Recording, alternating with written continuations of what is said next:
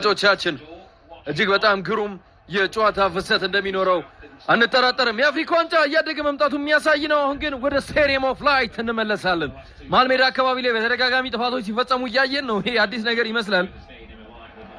በቀይ መስመር ላይ ምናልባት አደጋ የሚፈጥር አይነት ኳስ ነው። ቦክስ ውስጥ ሊጣል ችሎ የነበረው ሰንደርላንዶች የመጀመሪያውን ጎል ለማስቆጠር ፐሪክ አማካኝነት ወደ ፍጹም ቅጣት ምት ሳጥን ውስጥ አደጋ የሚፈጥር አይነት ኳስ ለመጣል ጥረት አድርገው ነበር። 11ኛው ደቂቃ ላይ ላምፓዲና ስፖርት በተወዳጁ ጣቢያ ብስራት ኤፍኤም 101.1 ላይ እያዳመጣችሁ ትገኛላችሁ። ናታኖል ስፔሻሊቲ የጥርስ ሕክምና ማዕከልና አማራ ባንክ ይህንን ጨዋታ ስሙልኝ ብለው በክብር ወደ እናንተ እያደረሱ ነው። ሙሉ ናታኖሎች መልእክት አላቸው እኮ አይደለ? ቅድም እያነሳን ነበር።